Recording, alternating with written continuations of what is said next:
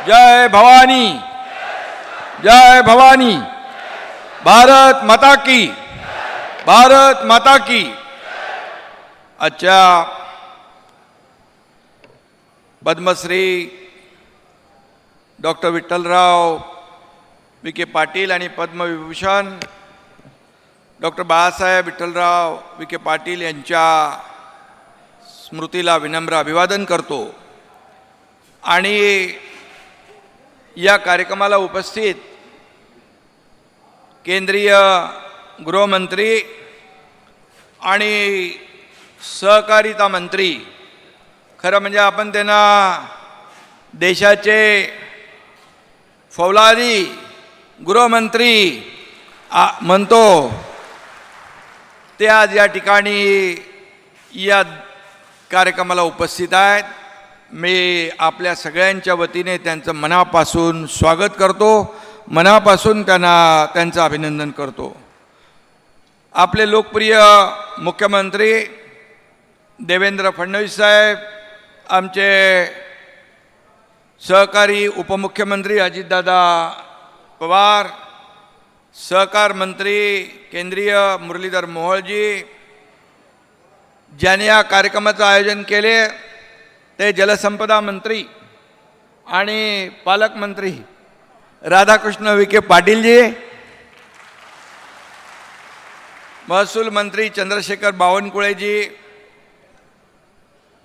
प्रदेशाध्यक्ष रवींद्र चव्हाणजी, गिरीश महाजनजी, पंकजताई आमच्या तिकडे, पंकजताई मुंडेजी, जयकुमार गोरे, सहकार मंत्री बाबासाहेब पाटील आणि सुजय विखे पाटील, मोनिकाताई राजळे, विठ्ठलराव लंगे, आमदार अमोल खताळ, काशीनाथ दाते, आशुतोष काळे, विक्रम पाचपुते, किरण लामटे, सर्व व्यासपीठावरील सन्माननीय मान्यवर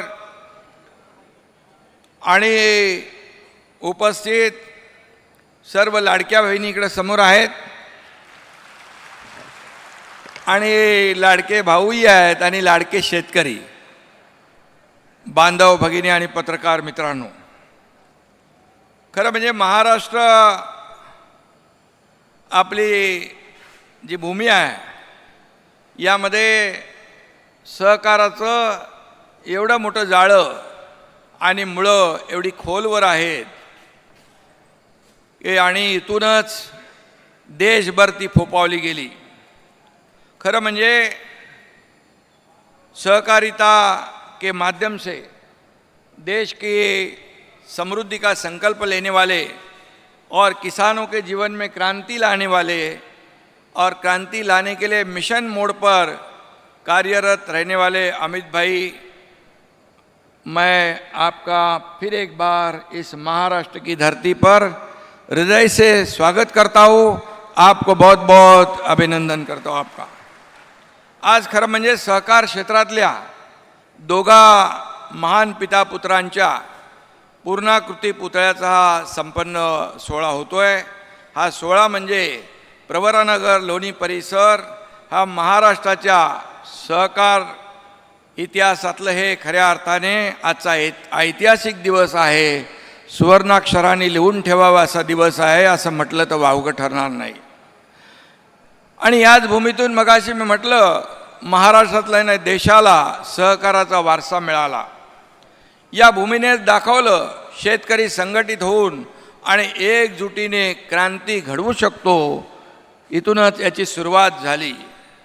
पद्मश्री डॉक्टर विठ्ठलराव विखे पाटील यांनी लोणीला पहिला सहकारी साखर कारखाना उभारून सहकाराची क्रांती घडवून आणली।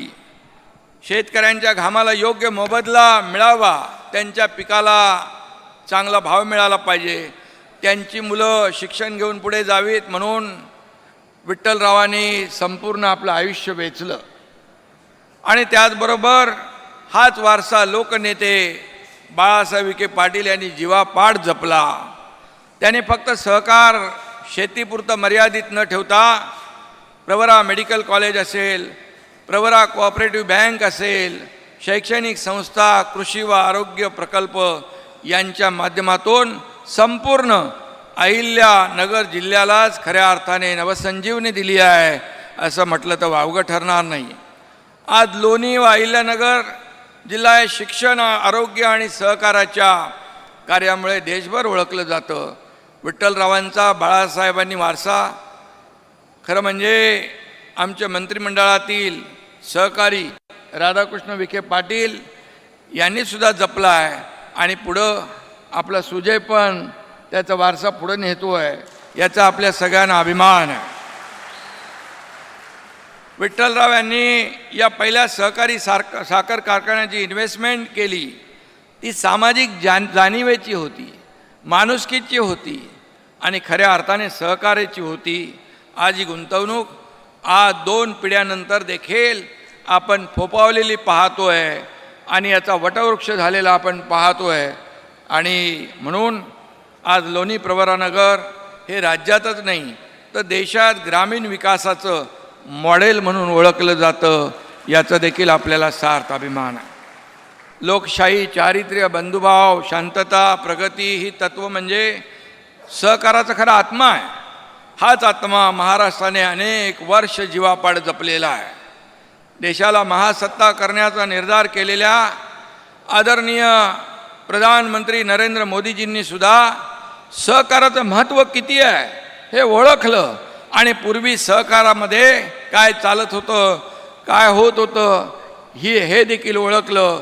त्यामुळेच केंद्रात देखील सहकार खातं पहिल्यांदा निर्माण केलं आणि त्याची जबाबदारी गृहमंत्री अमित शाह साहेबांवर दिली. हा देखील एक मोठा इतिहास आहे. आणि म्हणून अमित भाईंसारख्या सामर्थ्य आणि कर्तृत्ववान नेत्याच्या हातात जबाबदारी आल्यानंतर त्यांनी जसं मोदीजींच्या नेतृत्वाखाली काश्मीरमधली 370 धारा हटवण्याचं ऐतिहासिक काम केलं आणि त्याच आत्मीयतेने, उसी आत्मीयता से किसानों की प्रगति के लिए भी अमित भाई काम कर रहे, ये बार बार उन्होंने अपने कार्यशैली से दिखाया है. आणि म्हणून देश की आंतरिक सुरक्षा को मजबूत रखते हुए, नक्सलवाद का खात्मा करते हुए देश के सहकारिता भी सशक्त करने का अमित भाई का दृढ़ निश्चय है, संकल्प उन्होंने किया है. इतने निश्चयी, कणखर और दूरदर्शी गृह मंत्री और सहकारिता मंत्री आपल्याला भेटलेत, हे आपलं भाग्य आहे. आपल्या सगळ्यांना त्यांच्याबद्दल अभिमान आहे, गर्व आहे. आणि म्हणून मी खरं म्हणजे त्यांचं पुन्हा एकदा अभिनंदन करीन. आणि सहकार चळवळीला बदनाम करायचं आणि निस्तेज करायचं आणि नंतर सगळं हडप करायच्या वृत्तीलाही अमित भाईंनी चाप लावलेला आहे. अमित भाई यांनी बेशिस्ती, एकाधिकारशाहीला देखील लगाम घातलाय. वर्षानुवर्ष भाकरी फिरत नाही, त्यामुळे ती करपते.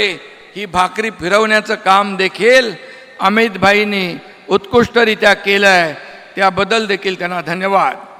कोणत्याही क्षेत्रात बदल नसतील तर ते क्षेत्र संपायला, रिफॉर्म्स नसतील तर ते क्षेत्र संपायला वेळ लागत नाही. आणि म्हणून आज सहकार क्षेत्र अमित भाईंच्या नेतृत्वाखाली बदलतं आहे. या क्षेत्राची आधुनिकतेकडे वेगाने वाटचाल सुरू आहे. ते गृहमंत्री असले तरी सुद्धा त्यांना शेतीबद्दल, शेतकऱ्यांबद्दल खूप आस्था आहे, प्रेम आहे. आणि शेतीमध्ये देखील नवीन नवीन नवीन नवीन बदल घडले पाहिजे असं त्यांचं म्हणणं असतं. आणि म्हणून सतत नव्याच्या शोधामध्ये असताना नवीन नवीन काहीतरी केलं पाहिजे अशी भावना असताना जुन्या परंपरा आणि नवं तंत्रज्ञान, नवं संशोधन याची सांगड घालण्याचा प्रयत्न त्यांनी नेहमी केलेला आहे. आणि म्हणून गेल्या 4 वर्षात सहकार क्षेत्रामध्ये देशामध्ये जे आमूलाग्र परिवर्तन घडतं आहे याचे खऱ्या अर्थाने शिल्पकार अमितभाई आहेत असं म्हटलं तर वावगं ठरणार नाही. आणि म्हणून मगाशी अजितदादांनी त्याचा उल्लेख केला की जवळपास जेव्हा ऊस उत्पादक शेतकरी आणि कारखाने महाराष्ट्रातले जेव्हा अडचणीत आले आणि आम्ही अमितभाईंकडे गेल्यानंतर त्याने तब्बल 10,000 कोटींचा इन्कम टॅक्स माफ करण्याचं ऐतिहासिक पाऊल उचललं आणि साखर उद्योगामध्ये पारदर्शकता आणली. इथेनॉल उत्पादनाला चालना दिली, त्याचा लाभ शेतकऱ्याला मिळाला पाहिजे हे त्यांचं धोरण होतं. पॅक्सला देखील शक्ती दिली, ग्रामीण सहकार बँकांना नवसंजीवनी देणं, अशी अनेक महत्त्वाची पावलं त्यांनी सहकार मंत्री म्हणून घेतलं आहे. अमित भाई, आज यहाँ पर राज्य के कई हिस्सों में बाढ़ की परिस्थिती आहे, पूर परिस्थिती निर्माण झालेली आहे. आमच्या शेतकरी बांधव भगिनींचं खूप मोठं नुकसान झालेलं आहे और आणि कई लोगों का जीवन उजड़ गया है.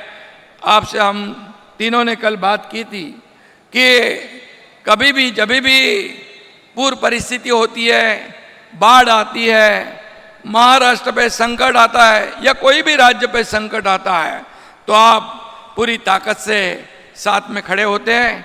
हम लोग तो बड़ी राजा हमारे शेतकरी के साथ मजबूती से खड़े हैं, लेकिन इस संकट से उबरने के लिए केंद्र सरकार, आदरणीय मोदी जी और आपकी भी मदद की जरूरत है. हमें सहयोग की आवश्यकता है.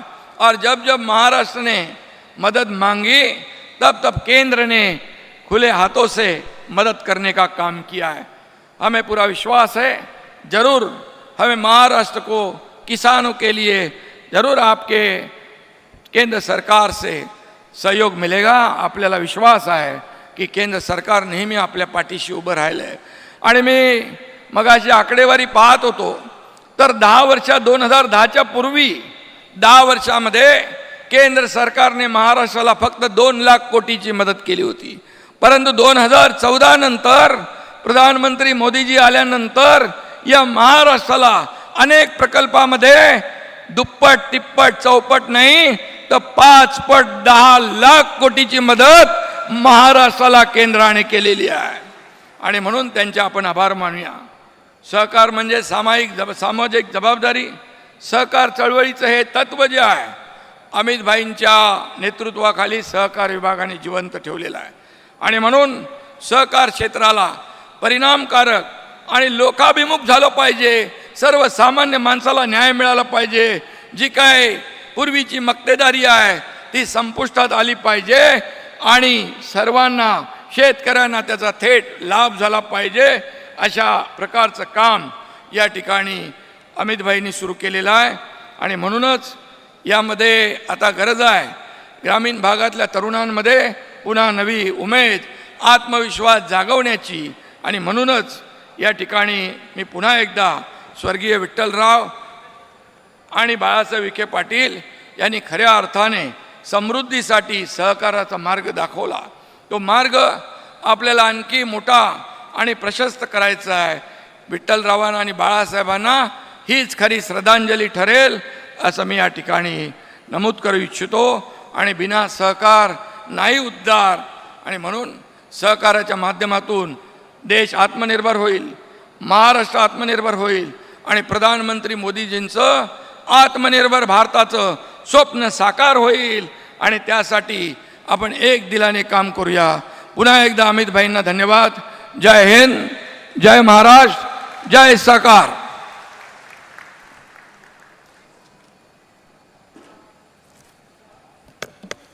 मनापासून धन्यवाद. यानंतर एक विशेष